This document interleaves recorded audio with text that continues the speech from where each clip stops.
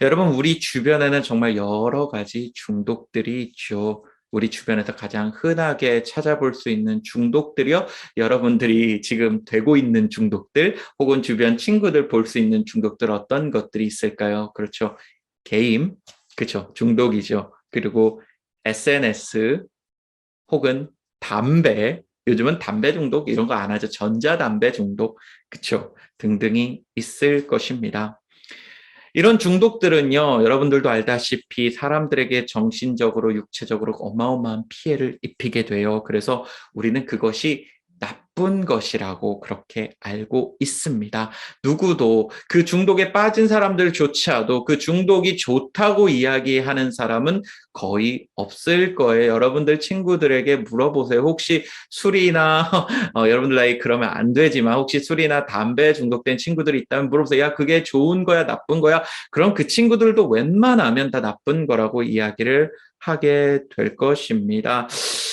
그런데 이 나쁜 중독이라 할지라도 그곳에 한번 빠지게 되면 그곳에서 다시 헤어나오기가, 빠져나오기가 쉽지가 않죠. 그렇죠. 중독이라는 것이 그렇습니다. 그래서 중독이란 말을 쓰는 거예요. 그곳에 한번 정말 빠지게 되면, 중독에 빠지게 되면 다시 나오기가 쉽지가 않습니다.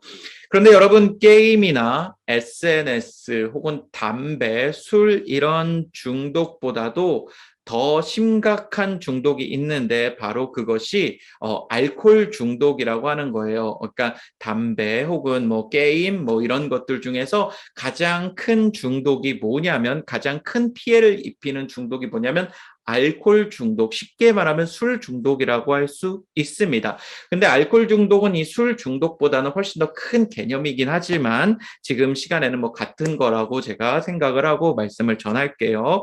이 알코올 중독이요. 알코올 먹을 수 있는 우리 에탄올, 진짜 알코올 얘기하지요. 화학 약품입니다. 케미칼입니다. 그 케미칼은 인간에게 육체적인 피해뿐 아니라 정신적인 피해를 가져다 주기도 해요.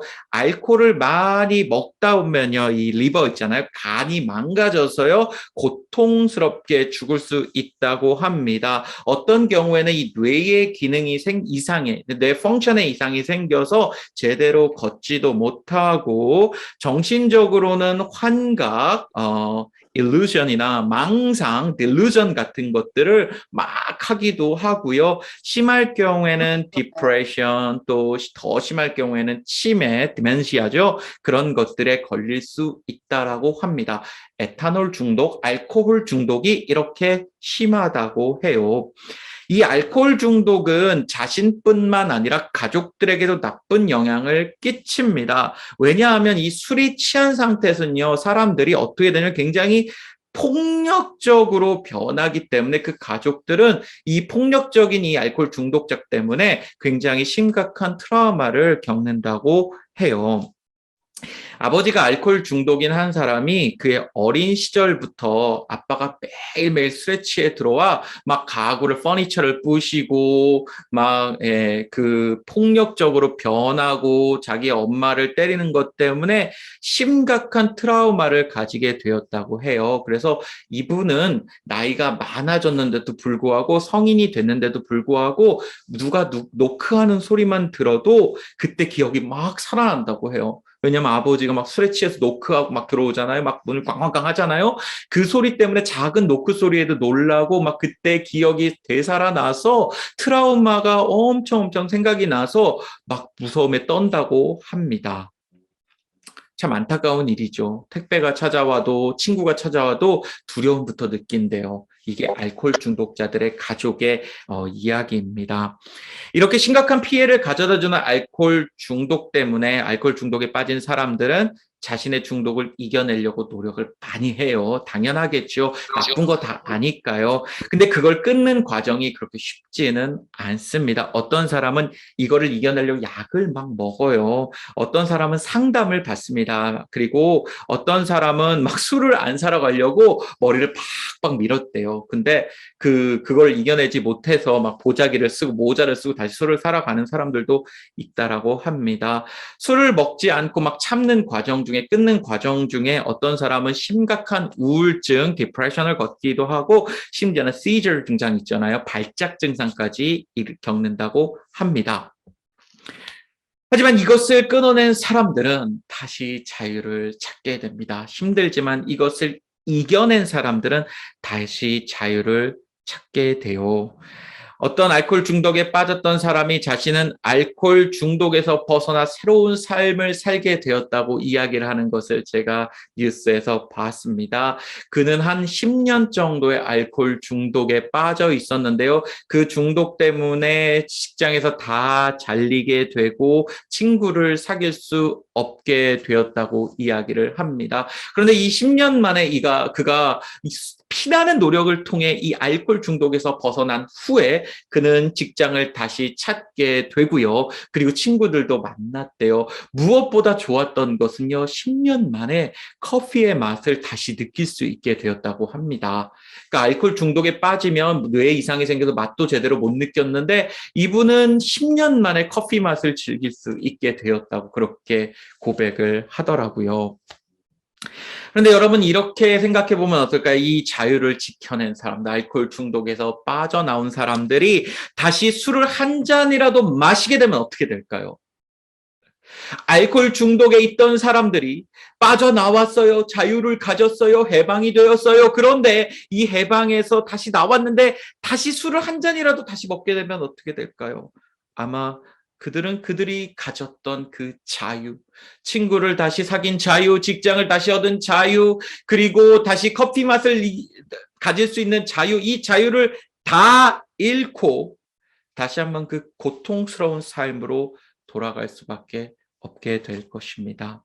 그래서 알코올 중독에 빠졌던 사람들, 그리고 그것을 치유받았던 사람들은 다시 그 구렁텅이로, 그 함정으로, 그 알코올로 다시 들어가지 않기 위해 많은 노력을 한다고 합니다. 사실 우리도 알코올 중독보다 더 심각한 피해를 가져다주는 중독에서 해방된 사람들입니다. 저와 여러분들은요, 알코올 중독보다 더 큰 피해를 가져다주는 중독에서 해방된 사람들입니다. 그것은 바로 마귀의 자녀의 중독 혹은 죄의 중독이라고 말할 수 있을 것입니다. 그것은 우리에게 여러 가지 나쁜 일을 가져다 줘요. 이 알코올 중독도 사람을 무시무시하게 심각하게 고통을 가져다 주지만 우리가 가졌었던 마귀 자녀의 중독, 죄의 중독은 알코올 중독보다 우리의 인생을 훨씬 더 불행하게 만듭니다. 무엇을 먹어도 행복하지 못하게 만드는 게 이 죄의 중독이에요. 무엇을 가져도 즐겁지 못해요. 인간에게 행복을 빼앗아가 버려요. 행복이란 감정을 빼앗아가 버리는 것이 이 마귀 자녀의 중독, 죄의 중독입니다. 그러니까 무엇을 해도 즐겁지 않으니까요. 그 상태에 있는 사람들은 잠깐의 기쁨을 가질 뿐 행복을 누릴 수 없으니까요. 우울해지고 힘들어지고 기쁨이 없고 소망이 없고 이런 고통스러움을 살아가는 거예요. 그러다가 어떤 사람은 극단적인 선택이요. 자살을 하기도 합니다. 또한 이 중독에 빠진 사람들, 죄의 중독에 빠진 사람들은 마음이 항상 불안하고 걱정이 많습니다. 아직 일어나지 않은 일에 대해서도 너무나도 걱정이 많아 항상 스트레스를 받아요. 또한 미래에 대해 고민이 너무 많아서요. 잠도 못 자요. 지쳐가요. 이것이 마귀 자녀 중독에 빠진 사람들, 죄의 중독에 빠진 사람들입니다. 그들은 인생에서 행복을 느낄 시간이 없습니다. 이 중독에 빠진 사람들의 더 큰 문제는 무엇인지 아십니까? 바로 죽어서 이들은 지옥에 가게 된다라는 것입니다. 지옥에서는 이 땅에서는 비교도 안 될 엄청난 고난이 기다리고 있습니다. 그 고통은 단 한순간도 1초도 0.1초도 끝나지 않고 영원토록 계속되는 고통입니다. 우리는 그곳에서 소망 없는 고통스러운 삶을 날마다 살아가야 되는 거예요. 그게 죄의 중독, 그리고 마귀 자녀의 중독이라는 중독에 빠진 사람들의 결과이자 그것이 그들의 운명입니다. 하지만 우리는 이런 마귀의 자녀에서 죄의 권세에서 예수 그리스도의 도움과 은혜로 해방받은 사람들입니다.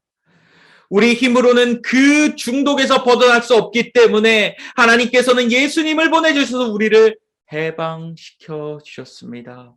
Free from the sins, free from the child of the Satan. 우리는 그 중독에서 해방되었습니다. 그의 십자가에서 죽음으로 말미암아 우리는 그 더러운 죄에서 해방될 수 있게 되었어요. 우리를 붙잡고 있던 그 죄의 권세에서, 죄의 파워에서 우리는 해방될 수 있게 되었습니다. 예수님의 십자가의 고통으로 말미암아, 예수님께서 십자가의 고통으로 말미암아 우리를 건져내어 주셨기 때문에, 우리를 세이브해 주셨기 때문에 우리는 더 이상 지옥의 고통을 받을 지 않아도 됩니다. 예수님께서 고통을 당하셨기 때문에 우리는 고통에서, 지옥의 고통에서 해방된 것입니다. 이사야 53장 5절은 이렇게 이야기합니다. 그가 찔린 것은 우리의 허물 때문이요 그가 상처를 받은 것은 우리의 악함 때문이다. 그가 징계를 받음으로써 우리는 평화를 누리고 그가 매를 맞음으로써 우리는 병이 나았다. 우리 힘으로는 절대 빠져나올 수 없는 이 고통의 체인에서, 우리 힘으로 빠져나올 수 없는 이 고통의 문제에서, 굴레에서 우리는 예수 그리스도의 희생으로 말미암아 해방받았습니다. 이제 예수님을 구원자로 주인으로 믿는 모두는 마귀의 자녀가 아닌 하나님의 자녀가 되었고 지옥이 아닌 천국을 누릴 수 있게 되었습니다. 자, 그렇다면 여러분, 이제 이 지옥의 권세에서, 죄의 권세에서 해방받은 하나님의 자녀들인 우리들, 이제 어떤 삶을 살아야 될까요? 그 답은 정해져 있습니다. 우리는 자유한 사람처럼, 하나님의 자녀처럼 살아야 될 것입니다. 자유하지 못한 자, 마귀의 자녀처럼 사는 것이 아니라 마귀 자녀에서 빠져나온 하나님의 자녀처럼 이 땅을 살아야 될 것입니다. 알코올 중독에서 벗어난 사람이 알코올 중독자처럼 다시 술을 먹으면 안 되잖아요. 그렇듯이 우리도 마귀의 자녀처럼 살아선 되지 않습니다. 죄의 그 굴레에 빠진 사람, 죄에 중독된 사람처럼 살아면 안 될 것입니다. 이제 우리는 자유를 가진 사람처럼, 지옥에서 죄의 권세에서 해방되는 사람처럼 살아야 할 것입니다. 그렇다면 오늘 저는 하나님의 자녀처럼 살기 위한 두 가지 방법을 제안하면서 오늘 이 말씀을 마치려고 합니다. 첫 번째 방법은 여러분들이 해야 될 것입니다. You should do, you must do 이고요. 두 번째 방법은 여러분들이 하지 말아야 될 것은 you shouldn't do 이것입니다. 첫 번째 제안하고 싶은 방법, 우리가 해야 될 것, 하나님의 자녀로 살아가기에 우리가 해야 될 것은 바로 성경을 읽는 것입니다. 텍스트를 읽는 거예요. 하나님이 주신 The Word of God을 읽는 것입니다. 이것은 하나님의 자녀로서 꼭 해야 합니다. 하루에 한 절이라도 두 절이라도 좋습니다. 성경은 하나님의 살아있는 말씀이라 여러분들이 하나님의 자녀로서 꼭 해야 할 것입니다. 하나님의 자녀로서 여러분들이 성경을 읽는다면 여러분들이 하나님의 자녀로서 이 땅을 힘있게 하나님과 동행하며 행복하게 살 수 있을 것입니다. 죄에 빠지는 것이 아니라 성경을 읽으십시오. 성경은 살아있는 말씀이고 우리에게 힘을 주는 말씀이고 행복을 주는 말씀이기 때문에 우리가 이 성경 말씀을 매일매일 읽어야 될 것입니다. 저는 올 한 해 성경을 여러분들에게 읽는 것을 도와주기 위해서 우리 부서의 성경 퀴즈 대회 혹은 성경을 읽고 느낀 소감문을 쓰는 독후감 대회 이런 것들을 많이 열도록 하겠습니다. 상품도 많이 준비하고요. 여러분들이 좀 모티베이션을 가지고 성경을 읽을 수 있도록 제가 많이 도움을 줄 것입니다. 여러분 성경 읽으십시오. 우리 성경 같이 읽읍시다. 저도 열심히 읽도록 하겠습니다. 두 번째 방법은 여러분들이 올해 하지 말아야 할 것을 정하고 그것을 지키는 것입니다. 여러분들이 하지 말아야 할 것, 여러분들이 해서는 안 될 것 너무나도 잘 알고 있어요. 여러분들이 개인이 가진 나쁜 습관들 있잖아요. 그거 하나 정하세요.